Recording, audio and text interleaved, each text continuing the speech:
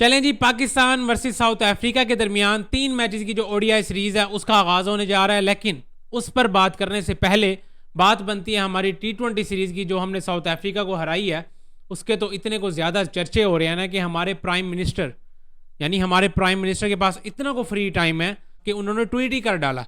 और ट्वीट में वो क्या लिखते हैं, पाकिस्तान क्रिकेट टीम की तारीफ करते हुए, साथ ही साथ जो क्रेडिट है वो जाता है जी हमारे मोहसिन नकवी साहब को। ये हमारे प्राइम मिनिस्टर साहब अपने ट्वीट में कहते हैं। और मोहसिन नकवी साहब को क्रेडिट जाता है कि उनकी वजह से, मतलब उनका जो विजन है, क्लियर विजन जा रहा है, ठीक है, जिसकी वजह से हमारी पाकिस्तान टीम विन कर रही है।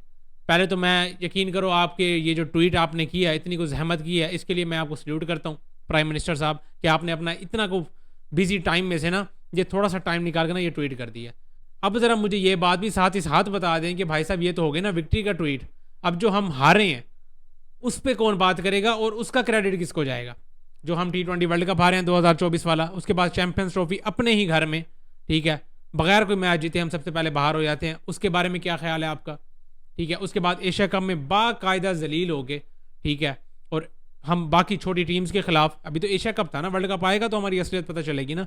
एशिया कप में हम छोटी छोटी टीमों के खिलाफ जीत के, ठीक है, अपने आप को कुछ समझ रहे थे कि हमने जी फाइनल में पहुंच चुके हैं। वो फाइनल में आने वाली टीम इंडिया, ठीक है, और उसके बाद ग्रुप स्टेज में 2 दफा हमें हराने वाली टीम इंडिया, यानी कुल मिला के 3 दफा हम टीम इंडिया से हार चुके हैं उस एशिया कप में, जो हमें लगता था कि इस पूरी टूर्नामेंट में एक अच्छी टीम है, ठीक है, उसके खिलाफ हम 3 दफा बाकायदा जलील हुए, हारे भी नहीं है, जलील हुए, ठीक है। उसका क्रेडिट किसको देंगे? जरा वो भी हमें एक ट्वीट करके जरा थोड़ा सा और टाइम निकाल लें, ठीक है, जहां इतना को आपने टाइम निकाल लिया, वहां थोड़ा सा और निकाल के ना जरा एक ट्वीट और भी फेंक दे जरा, ताकि हमें आइडिया हो जाए कि भाई साहब जरा वाकई ना, भाई आप विक्ट्री पे तो बात कर रहे हैं, और विक्ट्री भी कौन सी।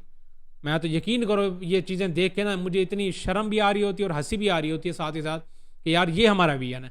यकीन करो वो टीम इंडिया की एक विमेन क्रिकेटर जो है, वो अपनी सेंचुरी स्कोर करने के बाद भी उस लड़की ने सेलिब्रेट नहीं किया, ठीक है, उसने इंतजार किया कि पहले मैंने अपना मैच जितवाना है, अपनी टीम को मैच जितवाना है, उसके बाद मैं सेलिब्रेट करूंगी। यानी ये विमेन क्रिकेटर का ये देख लो कि इस तरह का माइंडसेट है, ये विजन है उनका।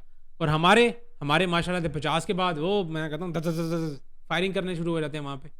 हमारे साहबजादा फरहान, आपको पता है, ठीक है, टीम इंडिया के खिलाफ उस बंदे ने परफॉर्म किया, अच्छी परफॉर्मेंसेज दी, ठीक है, लेकिन उसका मेन विजन क्या होना चाहिए कि टीम को मैच जितवाना, ठीक है। मैच जितवाने के बाद जो मर्जी सेलिब्रेट करो आप 50 किया नहीं है आपने, और उस पर आप ऐसे सेलिब्रेट करो जैसे पता नहीं आपने टीम को मैच जितवा दिया। और वो लड़की टीम इंडिया की जिसने सेमीफाइनल में 100 कर दिया ऑस्ट्रेलिया के खिलाफ, और उसके बावजूद भी वो सेलिब्रेट नहीं कर रही, क्योंकि उसको पता है कि मैंने भी मैच जितवाना है, मेरा भी जो मेन जॉब है, जो मेरा मेन काम है ना, वो भी बाकी है, मैंने पहले वो खत्म करना है, उसके बाद मेरा सेलिब्रेशन बनता है या नहीं बनता वो मैं बाद में डिसाइड करूँगा।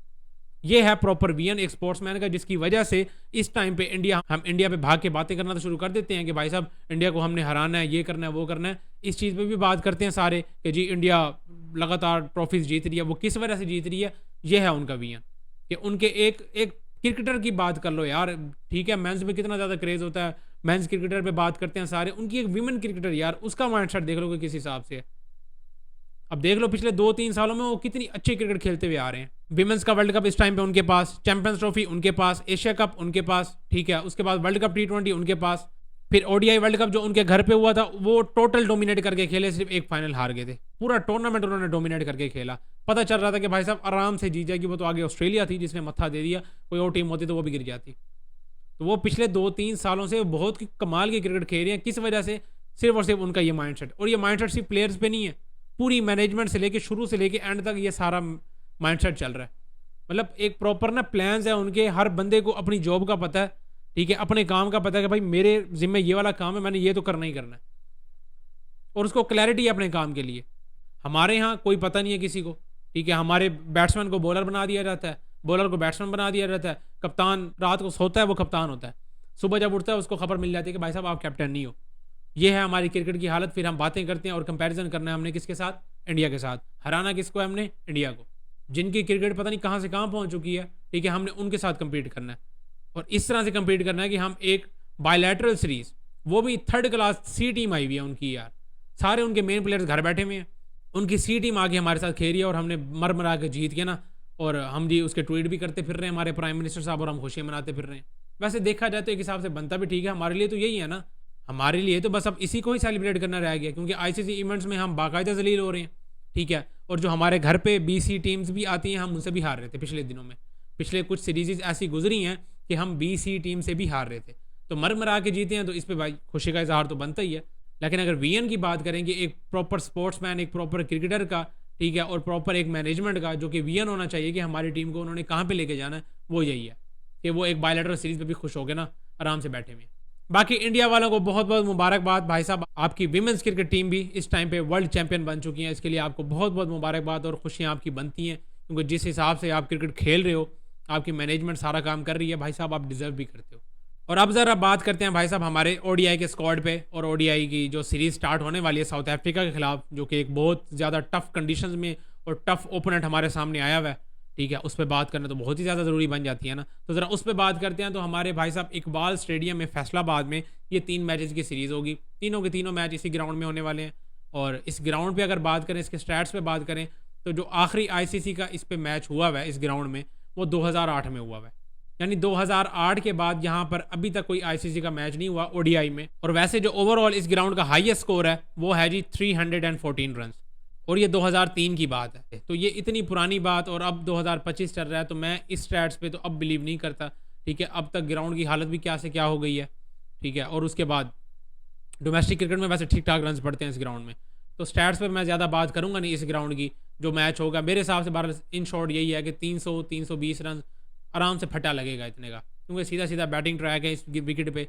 आप देखो ना कि 2003 में भी यहाँ पे 280-300 इस हिसाब से रन पड़ रहे थे, जब क्रिकेट इतनी ज़्यादा फास्ट नहीं थी। और अब तो आपको पता है कि 400 450 भी मारते रहते हैं, मजाक बनाया हुआ है। इवन कि वीमेंस क्रिकेट भी 400 तक पहुँच चुकी हैं, तो मेंस ने तो फिर भाई साहब आग लगानी है। तो देखते हैं भाई साहब इसमें क्या बनता है। अब ज़रा बात करते हैं प्लेइंग 11 पे, कि प्लेइंग 11 क्या हो सकती है दक्षिण अफ्रीका की इस, मैं कहता हूँ, तगड़े ओपोनेंट के खिलाफ। तो प्लेइंग 11 पे बात करें तो यार मेरा favourite batsman Abdullah Shafique squad में है ही नहीं, जो कि मैं चाहता हूँ कि वो तीनों फॉर्मेट खेले, लेकिन उसकी खुद की नीयत कहीं से भी नहीं है कि वो किसी एक फॉर्मेट में भी खेले, क्योंकि टेस्ट में भी मर के कोई 5 चांसेस के बाद उस बंदे ने 150 किया था, तो जाहिर सी बात है उसका कहाँ बनता था ODI फॉर्मेट में। तो ओपन करेंगे मेरे हिसाब से फ़खर जमान और सैम अयूब, ये दो आपके ओपनिंग कैंडिडेट्स हो गए। वन डाउन पोजीशन पे तो भाई साहब किंग बॉबी और दोबारा फॉर्म में आ गया, और अब चाहते हैं कि भाई साहब अब तो यहाँ पे 100 आना चाहिए, क्योंकि इन कंडीशंस में पाकिस्तान की इस फ्लैट ट्रैक पे भी अगर ये बंदा 100 नहीं ना करता, फिर भाई साहब क्या ही कह सकते हैं इस बंदे को। खैर अभी फॉर्म में आ गया। वन डाउन पोजीशन पे आएंगे बाबर आजम, और 2 डाउन पोजीशन पे हमारे आएंगे जी मोहम्मद रिजवान।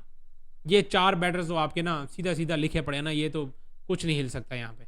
5वें नंबर पे आपके आ जाएंगे आगा सलमान जी। 6ठे नंबर पे आपके आ सकते हैं हुसैन तलत और राना फ़हीम अशरफ। देखते हैं इन दोनों में से किसको खिलाते हैं। मेरे हिसाब से शायद ये हुसैन तलत के साथ जाएँ, ठीक है, क्योंकि राना फ़हीम अशरफ को ये T20 के लिए ज़्यादा देखते हैं, लेकिन कोई पता नहीं है। राना भी आपको पता है बहुत ज़्यादा फेवरेट है हमारे माइक हसन साहब का, तो शायद की बात है मेरे हिसाब से हुसैन तलत के साथ जाएंगे ये। तो हुसैन तलत के बाद हमारे मोहम्मद नवाज साहब, वो बैटिंग पे आएंगे। 8वें नंबर पे आ जाएंगे जी हमारे शाहीन शाह अफरीदी साहब। मैं 8वें नंबर पे शाहीन शाह अफरीदी को देख रहा हूँ, कैप्टन भी हैं, अपने आप को प्रमोट करेंगे। तो 8वें नंबर पे शाहीन शाह अफरीदी। 9वें नंबर पे आ सकते हैं जी नसीम शाह। 10वें नंबर पे ओब्वियसली हारिस रऊफ, और 11वें नंबर पे इब्रार अहमद। ये आपकी प्लेइंग 11 हो सकती है, क्योंकि वसीम जूनियर को तो हमने सिर्फ और सिर्फ ना साथ रखने के लिए रखा हुआ है, उसको हमने खिलाना तो नहीं है, कोई ज़रूरत ही नहीं उसको खिलाने की, क्या फ़ायदा। बस पानी छानी पिलाने के लिए रखा हुआ है, जिस काम के लिए लिया है उसी वही काम ही उससे करवाना है, बाकी कोई काम उससे करवाना ही नहीं है।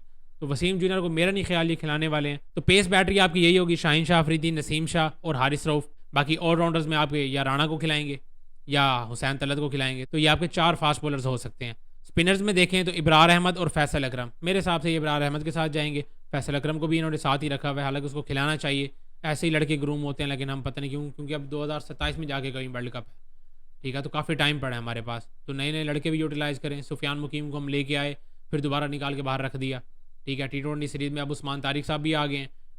अगर तो उसका कोई एक्शन का मसला नहीं करती ICC, तो मेरा नहीं ख्याल कि उसको हम बाहर बिठाने लगे हैं, क्योंकि वो बड़ी मुश्किल से जज होता है, ठीक है। नई टीम्स के लिए तो वैसे वो मसला करता ही है, तो मेरा ख्याल है कि शायद अभी उसको लेके जाएंगे। स्पिनिंग कंडीशन में वो वैसे मसला करेगा, और जिस हिसाब से उसका एक्शन है वो तो वैसे दलील करता ही है अगले टीम्स को। तो उस्मान तारिक भी आ गए, अब सुफियान मुकीम को हमने वैसे ही बाहर कर दिया। तो स्पिनर्स हमारे ये हो गए, एक हमारे मोहम्मद नवाज साहब भी हैं, बाकी ऑलराउंडर्स तो हमारे पास हैं ही हैं, सैम अयूब भी है, आगा सलमान भी हैं, तो ठीक ठाक हमारे पास बॉलिंग के ऑप्शन हैं। तो ये है मेरे हिसाब से प्लेइंग 11 जो कि दक्षिण अफ्रीका के खिलाफ बनती है। बाकी आप सबको क्या लगता है यार कि इस ODI सीरीज़ में पाकिस्तान का क्या हिसाब किताब बनेगा? मेरे हिसाब से तो भाई ऐसी जो टीम है ना, हमारा माइंड सेट ये होना चाहिए कि हमने इनको 3-0 करना है। अब वो अलग बात है कि हम कर पाते हैं या नहीं कर पाते, लेकिन बड़ी टीम्स जो होती हैं वो हमेशा ऐसे ही करती हैं कि अगर सामने कोई सी टीम आ जाती है या बी टीम आ जाती है तो उसको भाई साहब सीधा सीधा बर्बाद करके भेजो, ताकि नेक्स्ट टाइम उनकी हिम्मत ना हो दोबारा ये बी सी टीम वाली हरकत करने की। तो ऐसा हमें भी करना चाहिए। बाकी देखते हैं भाई बनता क्या। और आप सबको भी क्या लगता है ये जो हमारी प्राइम मिनिस्टर साहब ने एक ट्वीट कर दिया और हमारी टीम का जो ये माइंडसेट चल रहा है छोटी छोटी विक्ट्रीज में खुशियों का इजहार करना, आप सबको क्या लगता है कि ये चीज़ करनी चाहिए? मेरे हिसाब से तो यार फील ही नहीं करना चाहिए। यकीन करो, अगर आप मिचेल स्टार्क को देखें ना, वो जब आउट करता है किसी नॉर्मल बैटर को, वो उसकी तरफ देखता ही नहीं है, मतलब उसको सेलिब्रेट ही नहीं करता। उसका ये होता है ना बड़े प्लेयर्स की और बड़ी टीम्स की निशानी है कि वो छोटी टीम के खिलाफ जब खेले वो फील ही नहीं करते। हाँ ठीक है, आउट कर दिया बस खत्म हो गया। वो अग्रेशन तब दिखाते हैं अपने आप को ना, वो ज़रा शो करवाते हैं कि नहीं यार मैंने कोई विकेट हासिल कर लिया, जब वो कोई बड़े बैटर को आउट करें, ठीक है, तब वो अप्रिशिएट कर रहे होते हैं अपने आप को कि नहीं यार वाकई हमने कुछ विकेट लिया है, वाकई हमने कुछ परफॉर्मेंस दिखाई है। ऐसे ही उनके बैटर्स भी हैं। तो ये माइंडसेट पाकिस्तान टीम को लाजमी चेंज करना पड़ना है और हमारे प्लेयर्स को भी कि भाई साहब छोटी टीम और छोटे प्लेयर्स के सामने परफॉर्मेंस करके ज़्यादा उड़ने की ज़रूरत नहीं है। ऐसे शो कराओ कि भाई साहब तुम्हें कोई फ़र्क ही नहीं पड़ता इनको। ऐसे अगलों को ऐसे लगे कि यार वो भी सोच रहे हो कि यार ये आउट करके कोई रिएक्ट ही नहीं कर रहा, मतलब मैं इसके लिए कोई इतना कोई ज़्यादा छोटा प्लेयर हूँ, अगले प्लेयर को ऐसा लग रहा हो। लेकिन हमारे प्लेयर आउट करने के बाद ऐसे कोई अग्रेशन दिखाएंगे और ऐसे रिएक्ट करके दिखाते हैं कि अगला प्लेयर भी अपने आप को समझ रहा होता कोई यार मैं शायद बड़ी विकेट था इनके लिए, शायद मैं इनके लिए ज़्यादा खतरा साबित हो सकता था, ठीक है, जो ये जिस तरह से ये रिएक्ट कर रहे हैं। तो ये हमारे प्लेयर्स के माइंडसेट। बाकी आप सबको क्या लगता है इन सारे मामलात में, लाजमी कमेंट्स में शेयर करें। इस वीडियो में इतना ही, मिलता है नेक्स्ट वीडियो में।